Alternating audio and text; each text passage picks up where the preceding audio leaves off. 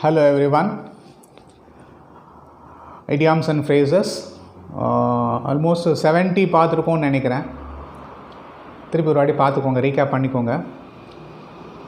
இன்றைக்கி அடுத்தது என்ன பார்க்க போகிறோன்னா, டேஸ் ஆர் நம்பர்டு அப்படின்னு சொல்லிட்டு. டேஸ் ஆர் நம்பர்டு அப்படின்னா நாட்கள் எண்ணப்படுகிறது, அதாவது அவரது நிலைமை ரொம்ப மோசமாக இருக்குது அப்படின்னு சொல்லுவோம்.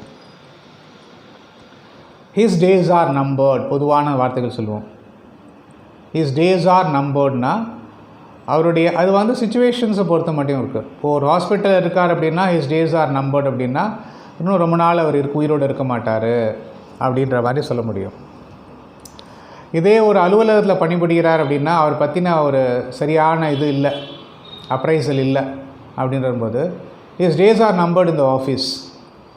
I think he is what you call hit listல இருக்காரு அப்படின்ற மாதிரி சொல்ல முடியும். his days are numbered அப்படின்னு சொல்ல முடியும். ரொம்ப நாள் அவளால் தாக்கு பிடிக்க முடியாதுன்னு அர்த்தம், அவ்வளோதான். it is said that அப்படின்னா கூறப்படுகிறது அப்படின்னு அர்த்தம். it is said thatனா கூறப்படுகிறது. என்ன அப்படின்னா it is said that Rama is a bad boy. Rama கெட்ட பையன்னு சொல்லிகிட்ருக்காங்க எல்லோரும். இன்னும் சரியான நடத்தையெல்லாம் இல்லை. என்ன பிரச்சனைன்னு சொல்லி தெரியல. நல்ல பையனை தான் இருந்தான், பட் சகவாசம் சரியில்லை, சேர்க்கை சரியில்லை. அதனால் இப்போது it is said that he seems to be a bad boy அப்படின்ற மாதிரி சொல்லுவாங்க. ஸோ இட் இஸ் செட் தட்னா கூறப்படுகிறது அப்படின்னு அர்த்தம். along with அப்படின்னா கூட, இல்லைன்னா உடனோடு அப்படின்ற மாதிரி சொல்ல முடியும். He came along with me to a cinema. அவன் என்னுடன் வந்தான், என்னோடு வந்தான் அப்படின்ற மாதிரி சொல்ல முடியும். he came along with me to a movie, to a cinema. He came along with me to my friend's house. என்னோட ஃப்ரெண்ட்ஸ் ஹவுஸ்க்கு அவன் என் கூட வந்தான் அப்படின்னு சொல்ல முடியும். away fromனா தூரத்தில் அப்படின்னு அர்த்தம். My school is far away from my house. என்னுடைய பள்ளி வீட்டிலிருந்து தொலைவில் உள்ளது, தூரத்தில் உள்ளது அப்படின்னு சொல்ல முடியும். away from இல்லைனா far away அப்படின்னு சொல்ல முடியும்.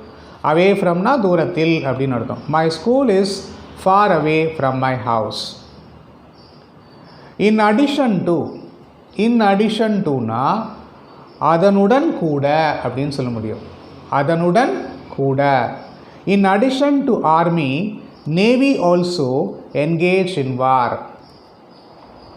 ஆர்மியுடன் கூட நேவியும் சேர்ந்து போரிற்கு தயாரானது. engaged in war, போரிட்டதுன்னே சொல்லலாம். in addition to army, navy also engaged in war. நேவியும் வாரில் போர் புரிந்தது அப்படின்னு சொல்ல முடியும். at the 11th hour, கேள்விப்பட்டிருக்கீங்களா?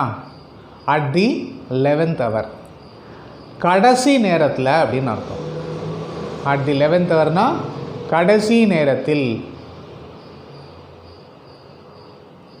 நிறைய பேர் சொல்லுவோம், நீ லாஸ்ட் மினிட்ல சொன்னால் நான் என்ன பண்ண முடியும்? லாஸ்ட் மினிட்ல மீட்டிங் அட்டன் பண்ணுன்னு சொன்னால் நான் என்ன பண்ண முடியும்? அவன் கடைசி நிமிஷத்தில் என்கிட்ட சொன்னான், அதனால் என்னால் மீட்டிங் அட்டன் பண்ண முடியல. he informed me in the last minute.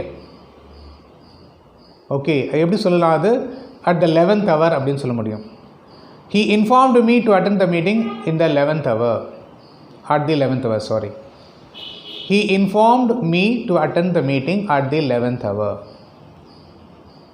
he informed me to attend the marriage at the 11th hour. கடைசி நிமிஷத்தில் கல்யாணம் வச்சுருக்கேன் வாடா அப்படின்னு சொல்லிட்டு போனான். போகவே முடியாது. ஓகே, திடீர்னு ஃபோன் பண்ணி எங்கள் திருவள்ளூரில் கல்யாணம் இருக்குது வான்னு சொல்லிட்டு காத்தால சென்னையில் இருக்கவங்களை கூப்பிட்டா என்ன பண்ண முடியும்? 8 மணிக்கு இல்லையா? அவரை பொறுத்த மட்டும் மெசேஜ் கொடுத்துட்டேன்னு நினச்சிட்ருப்பார்.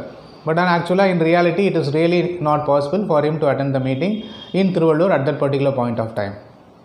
ஸோ என்ன அப்படின்னா, he informed me to attend the meeting at the 11th hour. இங்கே ஒரு மீட்டிங் அட்டன் பண்ண சொல்கிறாங்க, கடைசி நேரத்தில் சொல்கிறாங்க, அவரால் அட்டன் பண்ண முடியலன்னு சொல்லிட்டு.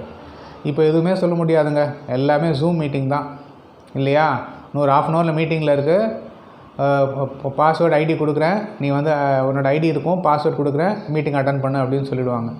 ஸோ வாயை மூடிட்டு அட்டன் பண்ணியே ஆகணும், provided you are safe in the home. Okay. Upset. அப்செட்னா நிலை தடுமாறுதல் அப்படின்னு சொல்ல முடியும். The death of Mrs. Indira Gandhi had upset the whole world அப்படின்னு சொல்ல முடியும். ஓகே, அந்த பீரியடில் வந்து இந்திரா காந்தி இறந்து போனது வந்து ஒரு பெரிய நிகழ்ச்சியாக, கொடூரமான நிகழ்ச்சியாக இப்போ பார்க்கப்பட்டது. கொலை செய்யப்பட்டார் அப்படின்னு சொல்லி வரும்போது, ஓகே, அவரோட காவலாளிகளே வந்து அவங்கள கொண்டுட்டாங்க அப்படின்னு சொல்லிட்டு, அப்போது த ஹோல் வேர்ல்டே வந்துட்டு என்ன, மெய்காப்பாளர்கள், பாதுகாப்பாளர்கள் அப்படின்னு சொல்லவங்களே வந்துட்டு அவங்கள கொண்டுட்டாங்கன்னு சொன்னால் உலகமே ஸ்தம்பிச்சு போச்சு. உலகமே வந்து ஒரு பயம், ஒரு பீதி வந்தது, எல்லாருமே வந்துட்டு டவுட் பண்ண ஆரம்பித்தாங்க அப்படின்னு சொல்ல முடியும். So the death of Mrs Indira Gandhi had upset the whole world அப்படின்ற மாதிரி. அப்செட்னா நம்மளோட நிலையை தடுமாறச் செய்தல் அப்படின்னு சொல்ல முடியும், தடுமாறுதல் அப்படின்னு அர்த்தம். ஆல்மோஸ்ட் ஆல்னா பெரும்பாலும் அப்படின்னு அர்த்தம். Almost all the students have attended the class. பெரும்பாலும் எல்லா மாணவர்களும் வகுப்பை அதாவது வகுப்பில் பங்கு கொண்டார்கள் அப்படின்ற மாதிரி சொல்ல முடியும், கலந்து கொண்டார்கள் அப்படின்னு.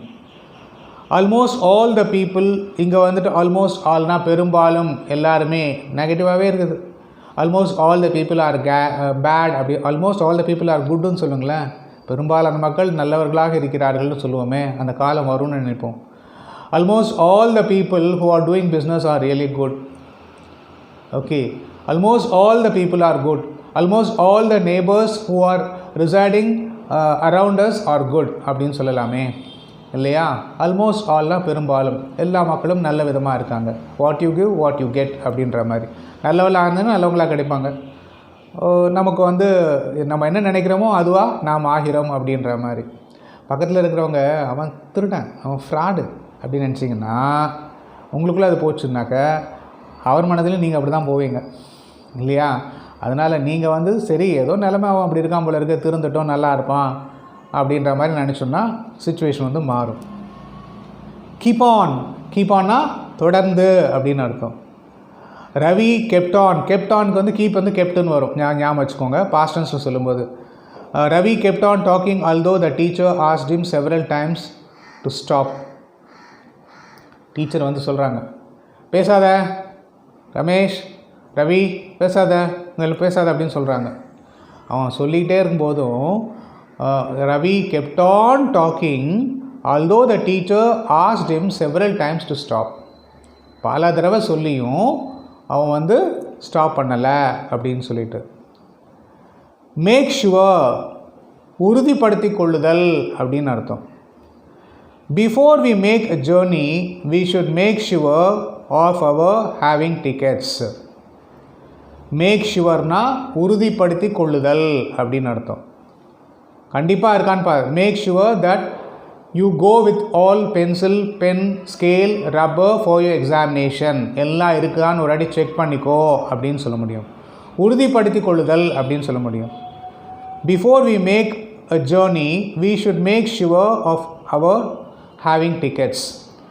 நம்ம வந்து ஒரு ஜேர்னி போகிறோம், பெர்ஃபார்ம் பண்ண போகிறோம், நைட்டு ட்ராவல் பண்ண போகிறோம் அப்படின்னா டிக்கெட்லாம் எடுத்து பார்த்துட்டு, டிக்கெட் நம்பர் பார்த்துட்டு, டிக்கெட்டில் கரெக்டாக இருக்குதா, என்ன ட்ரெயின், எத்தனை மணிக்கு, என்ன ஸ்டேஷன், எத்தனை மணிக்கு கிளம்பணும், எந்த பஸ்ஸில் போகணும், எல்லாமே நம்ம முன்னாடி தயார்படுத்திக்கிறோம் இல்லையா. பர்டிகுலராக வந்து லக்கேஜ்லாம் சரியாக இருக்கா, திங்ஸ்லாம் எடுத்துக்கிட்டோமா, நாளைக்கு மீட்டிங் என்ன வேணும் அங்கே போனாக்க, ஃபைல்ஸ் எடுத்துக்கிட்டோமா இல்லையா, டிக்கெட் சரியாக இருக்குதா செக் பண்ணிக்கிறது, இன்றைக்கி டிக்கெட் தான் புக் பண்ணியிருக்கோமா, இந்த ட்ரெயின் தான் பண்ணியிருக்கோமா, எல்லாமே we have to make sure அப்படின்னு சொல்ல முடியும்.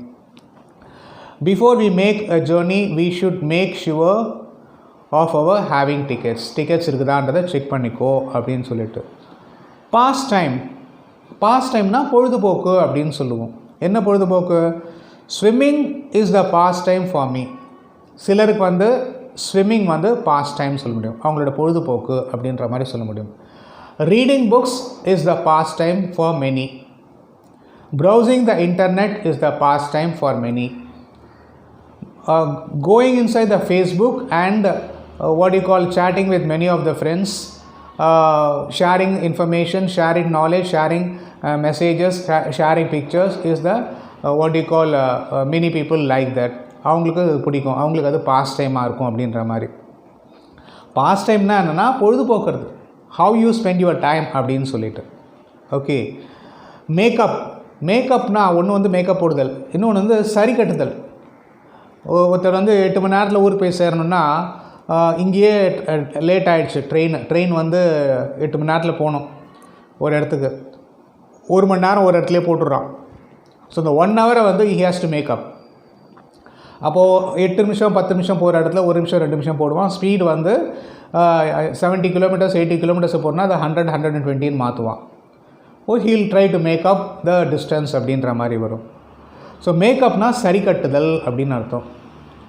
Rama got low marks in the quarterly exam but he had made it up in the half yearly exam.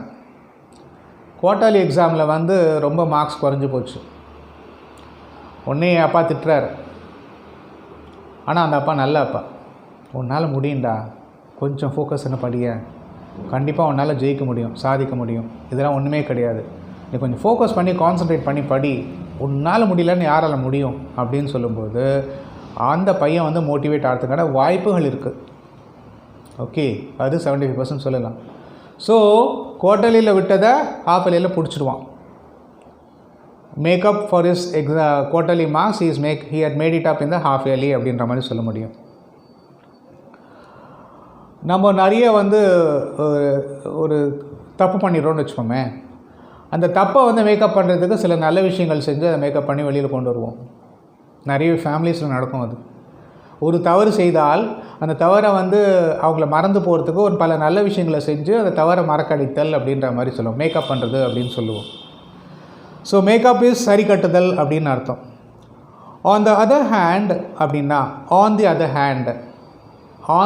Hand அப்படியே திடீர்னு யாராவது கேளுங்களேன், ஆன் த அதர் ஹேண்ட்னா என்ன, இதுக்கு என்ன மீனிங் அப்படின்னு கேட்டிங்கன்னா இங்கிலீஷில் புரியும், தமிழில் வராது. ஆன் த அதர் ஹேண்டுனா மாறாக அப்படின்னு அர்த்தம். ஆன் த அதர் ஹேண்டுனா மாறாக என்ன, he never helped me, on the other hand I did a lot for him. அவன் எனக்கு ஹெல்ப்பே பண்ணலைங்க, ஆனால் அதுக்கு மாறா நான் நிறைய அவனுக்கு ஹெல்ப் பண்ணியிருக்கேன். I helped him a lot, on the other hand he didn't help me. I have helped him a lot in my earlier days, but he didn't help me. On the other hand he didn't help me அப்படின்னு சொல்ல முடியும். He never helped me, on the other hand I did a lot for him அப்படின்னு சொல்கிறோம். So as to இல்லைனா in order to. So as to, in order toனா என்பதற்காக அப்படின்னு அர்த்தம். So as to, in order toனா என்பதற்காக. He went to the bank so as to deposit money. எதுக்கு பேங்க்குக்கு போனால், டெபாசிட் பண்ணுவதற்காக போனால், என்பதற்காக அப்படின்னு அர்த்தம். He went to the bank so as to deposit money. Bag and baggage. Bag and பேக்கேஜ்னால் என்னென்னா மூட்டை முடிச்சுன்னு அர்த்தம். பேக் அண்ட் பேக்கேஜ்னா மூட்டை முடிச்சு அப்படின்னு. He left the house bag and baggage. மூட்டை முடிச்சோட வீட்டை விட்டு கிளம்பிட்டான். She left the house bag and baggage. மூட்டை முடிச்சோட வெளியில் கிளம்பி போயிட்டான் அப்படின்ற மாதிரி. மூட்டை முடிச்சுடன் அவன் வெளியே கிளம்பி சென்றான். He left the house bag and baggage அப்படின்னு வரும். Once in a blue moon. Once in a blue moon எப்படி சொல்லலாம், எப்பொழுதாவது, அரிதாக, அதெல்லாம் ரொம்ப ரொம்ப குறைச்சலானது அப்படின்னு சொல்ல முடியும். Once in a blue moon என்ன அர்த்தம்னா, good Tamil films are telecast once in a blue moon. அந்த காலத்தில் சொல்லியிருக்காங்க. தமிழ் மூவி வரதே நல்ல மூவிஸ்னு பார்த்தோம்னு சொன்னால் ரொம்ப அரிதாக தான் இருக்குது, குட் மூவிஸ் அப்படின்னு சொல்லிட்டு. Good Tamil movies are telecast once in a blue moon. டிவியில் வந்து நல்ல திரைப்படங்கள் அப்படி திரையிடுவது வந்து ரொம்ப ரொம்ப அரிதாகவே இருக்குது அப்படின்ற மாதிரி. இப்போது இதுக்கெல்லாம் வந்து ஒரு பெஞ்ச் மார்க்கே வைக்க முடியாது, எது நல்ல படம் எது கெட்ட படம் அப்படின்ற மாதிரி. அந்த காலத்தில் என்னென்னா 4 வகையான படம் தான் வரும். அந்த 4 வகையான படத்தில் வந்து 4 தரப்பினர் பார்ப்பாங்க. அதில் 2 தரப்பினருக்கு பிடிச்சிருந்தாலே 50% படம் சக்ஸஸ் ஹிட்டு. இப்போது அந்த டேஸ்ட் பட் நமக்கு சொல்கிறோம் இல்லையா, நம்மளோட வாட் யூ கால் ரசிப்புத்தன்மை அப்படின்றது வந்து பல்கி பெருகி விட்டது. இந்த இப்போ 44லாம் கிடையாது, அது 40 400 ரசிப்புத்தன்மை இருக்குது. ஸோ எல்லாரையும் சாட்டிஸ்ஃபை பண்ண முடியுமா ஒரு தயாரிப்பாளர் அப்படின்னு சொல்லி அப்போ வந்து இது பெஞ்ச் மார்க்கே வைக்க முடியாது. படம் ஓடித்தா ஓரளவுக்கெல்லாம் பிடிச்சிருக்கு போல இருக்குது அப்படின்னு நினச்சிட்டு போயிடுவாங்க, அவ்வளோதான். ஓகே, ஸோ எதுக்கு சொல்ல வந்தேன் அப்படின்னு சொன்னாக்க, once in a blue Moon வரும்போது அந்த படங்கள் வந்து டெலிகாஸ்ட் பண்ணுவது, தமிழ் திரைப்படங்கள் நல்ல படங்கள் போடுவது ரொம்பவும் அரிதாக இருந்தது அப்படின்னு சொல்லி சொல்கிறாங்க. இப்போ once in a blue moon we get good movies அப்படி தான் சொல்லணும். Once in a blue moon we get good movies. நம்ம வந்து எப்பொழுதாவது தான் நல்ல படங்கள் வந்து திரையிட்டு வெளியில் வருது அப்படின்னு சொல்லி சொல்ல முடியும். குட் மூவிஸ்க்கு வந்து என்ன அகைன் பெஞ்ச் மார்க் தெரியாது. ஒரு சமுதாயத்திற்கு வந்து நல்ல கருத்து சொல்கிறது குட் மூவிஸ்னு எடுக்கலாம், அதை பெஞ்ச் மார்க்காக வச்சுக்கலாம். ஓகே, பட் அது மாதிரி படங்கள் வருதா அப்படின்னு சொல்லி பார்த்தோம்னா விரல் விட்டு எண்ணி விடலாம் அப்படின்னே சொல்ல முடியும். ஓகே, நிறைய பார்த்துட்டோன்னு நினைக்கிறேன். மீனும் அடுத்த கிளாஸ் வந்து அந்த இடியாம்ஸ் அண்ட் ஃப்ரேசஸ் வந்து லாஸ்ட் கிளாஸாக இருக்கும்னு சொல்லி நினைக்கிறேன். ஸோ கீப் வாட்சிங் it, continue to give your support and I will try to give my best. என்னால் என்ன பெஸ்ட்டாக கொடுக்க முடியுமோ நான் அதை கொடுக்கறதுக்கு ட்ரை பண்ணுறேன். இப்போது நிறைய விஷயங்கள் சொல்லணுன்னு இருக்கேன், கடைசி கிளாஸில் சொல்கிறேன். Okay, until then it's bye from Venkat. அனைத்து அம்சங்களுடன் ஆர்கே டாக்கீஸ்.